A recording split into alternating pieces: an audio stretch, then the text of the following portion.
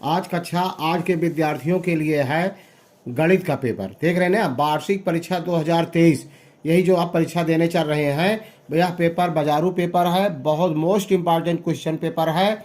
दुकानदार ने कहा सर जी बहुत से प्रिंसिपल हमारे ये क्वेश्चन पेपर ले गए हैं खरीद करके। आशा करता हूँ कि यही क्वेश्चन पेपर आपके विद्यालय में भी पहुँचा होगा और पूरा हल है आपको मिल रहा है। क्वेश्चन एक भी नहीं छोड़ना है, सभी अटेम्प्ट करने हैं। यदि वीडियो पेपर को पहले 1-2 बार देखना, जब आपको अच्छा लगे तब लाइक करना, सब्सक्राइब करना, शेयर करना, और जितना आप शेयर करते हैं उसके लिए आपको कुछ सुविधा दिया जाएगा। आपके कमेंट का आंसर तुरंत दिया जाएगा। जो क्वेश्चन आपको नहीं आता है कमेंट करके भेजते हैं तो उसका आंसर आपको मिल जाएगा। अपने वीडियो को बहुत लंबा नहीं करना चाहते हैं, सीधे अपने प्रश्न पर आते हैं। कह परमेश संख्या 3/4 को दशमलव में बदलिए। तो 3/4 का मतलब 3 में 4 से भाग दे दीजिए, अंश में हर से भाग देंगे तो 0.75। दूसरा विकल्प सही होगा। देख रहे हैं ना। दूसरा है 576 का वर्गमूल कितना होगा। 576 का जब वर्गमूल निकालेंगे तो 24 आएगा। चौथा विकल्प इसका सही है। वर्गमूल कैसे निकाला जाता है इसका वीडियो पूरा बना करके डाला गया है शुरुआत में ही, एक बार जरूर जाकर देख लेना कि वर्गमूल और घनमूल कैसे निकाले जाते हैं। बहुत सरलतम विधि से समझाया गया है। तीसरा है 27/64 का घनमूल है। तो 27 का घनमूल 3 होता है, 64 का घनमूल 4 होता है। 3/4 बा विकल्प इसका सही है। घ क्वेश्चन है a-b का होल क्यूब का मान है। ये सूत्र है, इस एक ब्रैकेट में होता है, मतलब a cube minus b cube minus 3ab bracket के अंदर a-b, मतलब कहने का है दूसरा विकल्प इसका सही है। अगला क्वेश्चन है एक समबाहुभुज के अंतः कोणों की माप 180 अंश है तो उसके भुजाओं की संख्या होगी। इसमें भुजाओं की संख्या जो विकल्प दिया गया गलत है, इसमें सही नहीं आया है। तीन विकल्प है। तीसरा मतलब भुजाओं की संख्या 3 होती है। त्रिभुज के तीनों अंतः कोणों का योगफल 180 अंश होता है, तो 3 इसमें कहीं नहीं है। आपके सर जी सही कराएंगे, 3 होगा। अगला है निम्नलिखित कथनों में सत्य आबली असत्य बताइए। कौन सत्य है कौन असत्य। एक क्वेश्चन पे 2 नंबर का है, सभी क्वेश्चन 2 नंबर का भी चल रहे हैं। 6/7 परमेय संख्या नहीं है। ये परमेय संख्या नहीं है कहा रहा है, तो ये असत्य है, मतलब परमेय संख्या है तो यहाँ क्रॉस का चिन्ह लगाया गया है। परमेय संख्याओं में घटाने का तत्वश अवयव 0 है, गलत है। अगला है चतुर्भुज में 2 विकर्ण होते हैं, सत्य। चतुर्भुज में 2 विकर्ण होते हैं। a² - 2ab + b² प्रकार के व्यंजकों का गुणनफल a-b का होल स्क्वायर है। अगर इसका विस्तार करेंगे तो a² + b² - 2ab आ जाएगा, यही उसका विस्तार है, सत्य। वृत्ताकार क्षेत्र का क्षेत्रफल πr² होता है, सत्य। वृत्त का क्षेत्रफल πr² होता है। क्वेश्चन नंबर 3 कह रहा है 12.625 परमेय संख्या को भिन्न में बदलिए, मतलब इसको साधारण भिन्न में बदलना है आपको। ठीक, अब इसके लिए आपको क्वेश्चन है किन्हीं 5 खंडों को हल करना है और 3-3 अंक के हैं सभी खंड। पहला है 12.625 परमेय संख्या को भिन्न में बदलिए।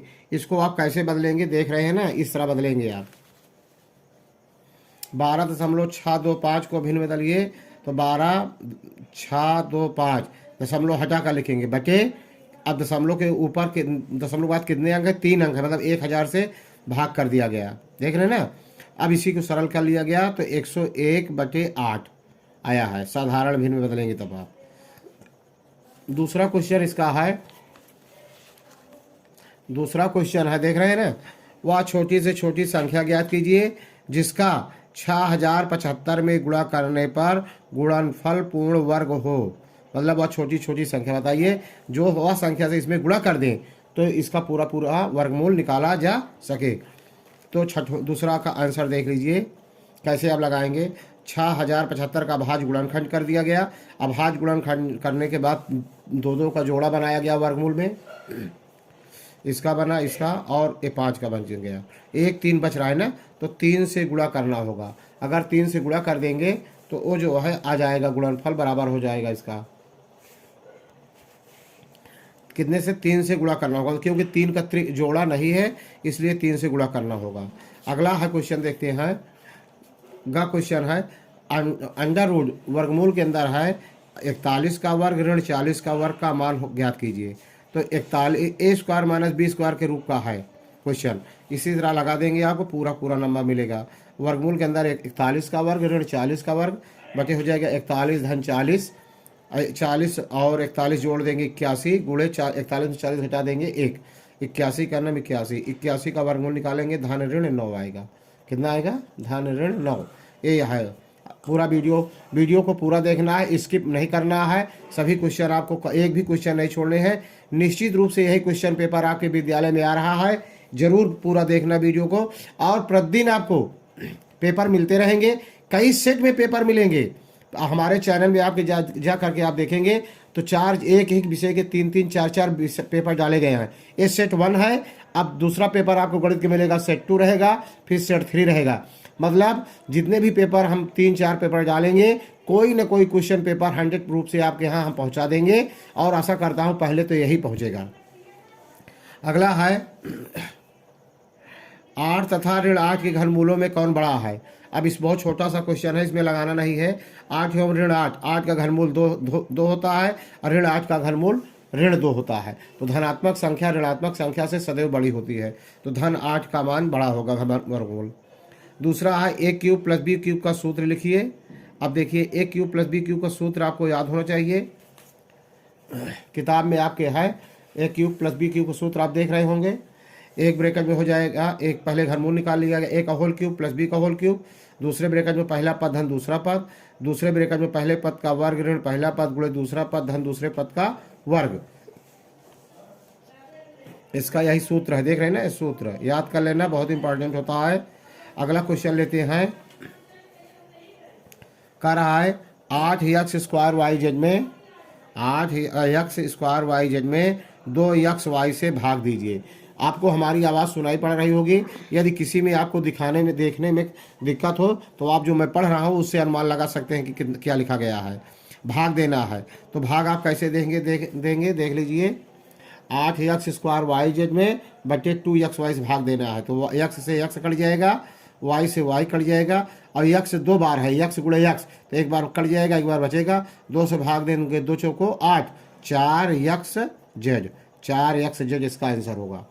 अगला क्वेश्चन लेते हैं,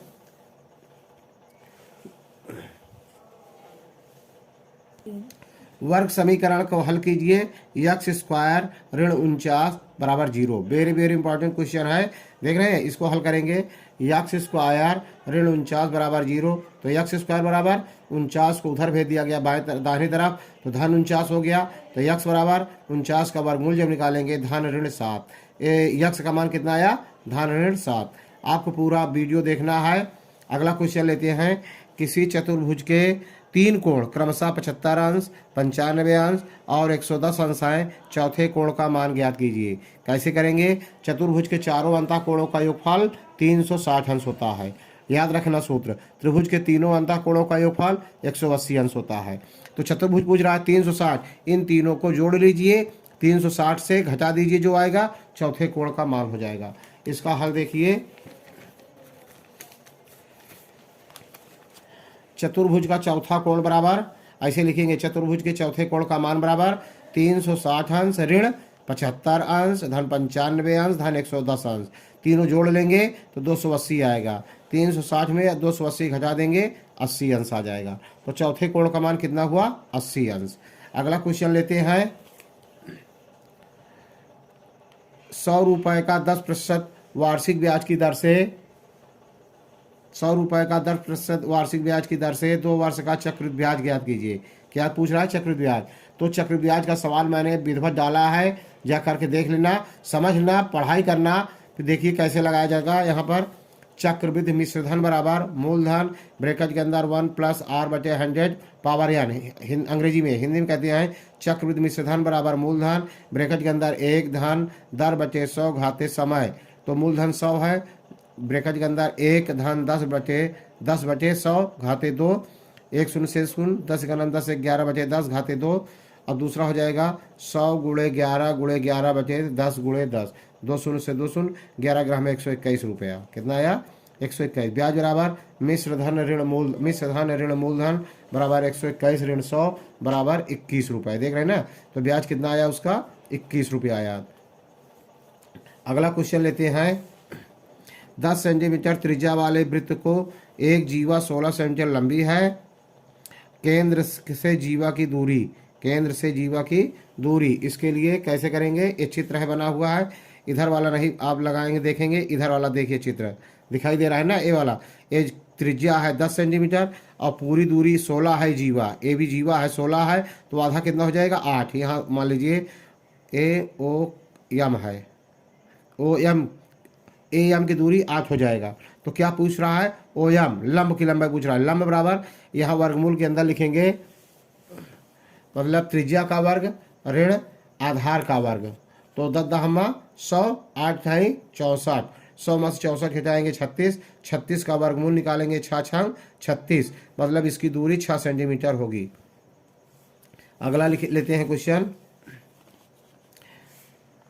जीवा और छेदक रेखा में क्या अंतर है? चित्र बनाकर स्पष्ट कीजिए। इसके लिए आपको देख रहे हैं चित्र ना, ए पी क्यू छेदक रेखा है और ए भी एक जीवा है। छेदक रेखा है मतलब परिध की दोनों ओर क्रॉस करते हुए काटती हुई आगे बढ़ा दिया जाए रेखा, तो ये छेदक हो जाती है। और दोनों बिंदु परिध पर स्थित होंगे और मिला दिया जाएगा तो ये जीवा हो जाएगा। देख रहे हैं ना? पी क्यू एक छेदक रेखा है तथा ए भी एक जीवा है। इस तरह चित्र बनाकर लिख देंगे, पूरा नंबर आपको मिलेगा। अगला क्वेश्चन लेते हैं। 12, 12, 13, 12, 10 का बाहुलक बताइए। तो पहले प्रश्न लिख देंगे और जो कौन संख्या कई बार आया है? 12, 1 2 3। 12 का बाहुलक 3 है, मतलब 3 बार आया। इसकी सबसे बड़ी बारंबारता 3 है, इसलिए इसका बाहुलक 12 होगा। जिसकी बारंबारता मतलब ज़्यादा बार आया होगा वही उसका बाहुलक होगा। इस तरह लिख दिया गया है, बाहुलक बराबर 12 होगा। जैसे लिख देंगे आप। अगला क्वेश्चन लेते हैं। एक सिक्का 100 बार उछाला गया और पाया गया कि चित 455 बार आया। ज्ञात कीजिए कि पट आने का प्रतिशत कितना है? तो एक सिक्का 1000 बार उछाला गया और पाया गया कि चित 455 बार आया। ज्ञात कीजिए कि पट आने का प्रतिशत कितना है? तो 1000 में 455 पहले घटा दीजिए तो आएगा। अच्छा, इसमें एक और नियम होता है घटाने के लिए। नहीं, जैसे बहुत पूछते हैं कि एक महिला के लगातार 3 पुत्रियां पैदा हुई, तो चौथी बार जो बच्चा पैदा होगा वो लड़की होगा कि लड़का? तो इसके लिए लड़की और लड़का दोनों के आने की संभावना 50% होता है। इसलिए सिक्का चाहे जे बार उछाला जाए और चाहे 999, अगर 1000 बार उछाला जा रहा है, 999 बार अगर हेड आया है तो टेल आने की संभावना 50% ही रहेगी। कोई नहीं कह सकता कि क्या होगा। इसलिए इसके चित आने की संभावना 50% होगा। प्रश्न में पूछ रहा है। अगला है सरल कीजिए। बस क्वेश्चन नंबर 5 का सरल कीजिए। x plus Y plus Z का होल स्क्वायर। इसके लिए क्वेश्चन मैंने हल कर दिया है, देख रहे हैं ना? दिखाई दे रहा होगा। x plus Y plus Z का whole square plus x minus y plus Z का whole square plus x plus y minus z का होल स्क्वायर। आपके किताब का क्वेश्चन है, सरल करने के लिए है। देख रहे हैं, सरल मैंने किया है, आप अपना देख लेंगे। आपकी किताब का है, सब स्पष्ट दिखाई दे रहा होगा कैसे सरल किया, काटा गया है कहाँ पर, देख रहे हैं ना? इस तरह से आप इसी तरह लगा लेंगे, पूरा नंबर आपको मिल जाएगा। ठीक है, अगला क्वेश्चन लेते हैं। गुणनखंड कीजिए 49x स्क्वायर ऋण 56x धन 16। तो इसके लिए होगा, देख रहे हैं ना, दिखाई दे रहा होगा। 49x स्क्वायर ऋण 56 धन 16, इसको लिख सकते हैं 7x का होल स्क्वायर और अंतिम वाले को लिख सकते हैं 4 का होल स्क्वायर। बीच में लिखेंगे ऋण 2 गुणे पहला पद गुणे दूसरा पद धन दूसरे पद का लिखा गया है। 2 से 14 चौको 56, बीच वाला पद बराबर है, इसलिए बीच वाला पद ऋण में है तो पहला पद से दूसरा पद घटा दीजिए, मतलब पहला पद ऋण दूसरा पद 7x ऋण 4 का होल स्क्वायर लगा दिया गया। ठीक है ना? इस तरह से आप गुणनखंड कर लेंगे। अगला क्वेश्चन है 7x ऋण 6y बराबर 20, 3x plus 4y is equal to 2।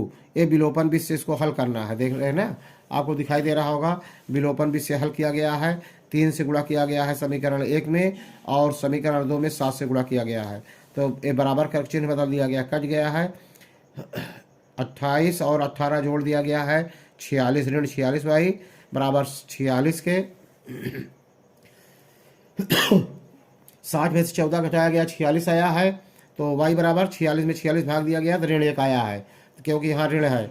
अब y का मान समीकरण 1 में रखा गया है, देख रहे हैं ना, तो यहाँ 2 आ गया है।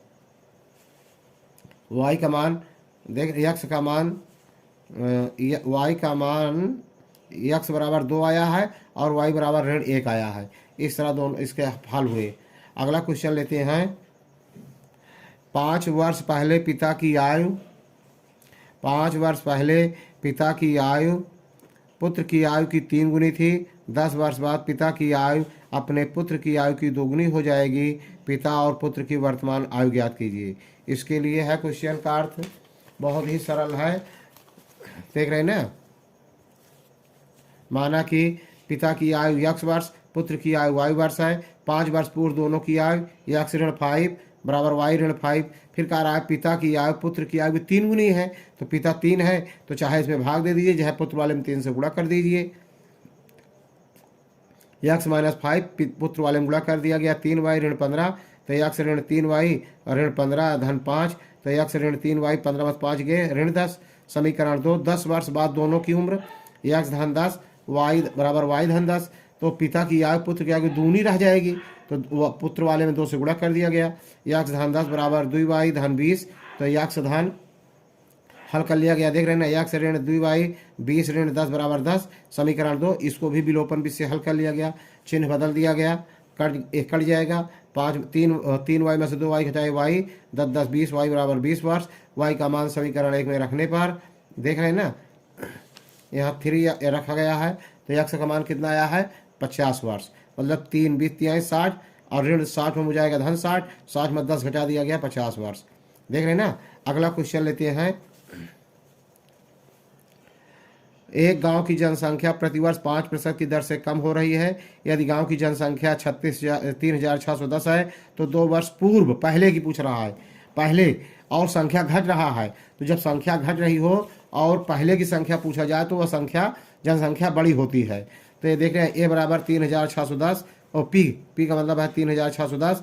a का मतलब निकालना है आपको। घटने और बढ़ने के बाद जो संख्या होगी स्थिर वह क्या कहलाती है मिश्र धन, कहने का मतलब। n बराबर ऋण 2 वर्ष है, पूर्व निकाला जाएगा। तो a बराबर p ब्रैकेट के अंदर 1 ऋण 10 बटे 100 घाते n। a का मतलब है 3610 बराबर p ब्रैकेट के अंदर 1 ऋण 5 घटने की दर कितना है 5%, 5 बटे 100 घाते ऋण 2। तो इसको सरल कर लिया गया। तो ये 20 का 5 का नाम 5 5 में 100, 20 का नाम 20 में से 1 गए 19 बटा 20 घाते ऋण 2। ये पलट जाएगा। p बराबर 3610 गुणे 20 गुणे 20, ये धन ऋण में है, तो अब हो जाएगा ये 36 गुणे 10 3610 गुणे 20 गुणे 20 बचे 19 गुणे 19। सरल कर दिया गया तो 4000 जनसंख्या आया। कितना आया 4000। देख रहे हैं ना। यदि आपको वीडियो अच्छा लगा हो तो लाइक करना, सब्सक्राइब करना, शेयर करना। जय हिंद जय भारत।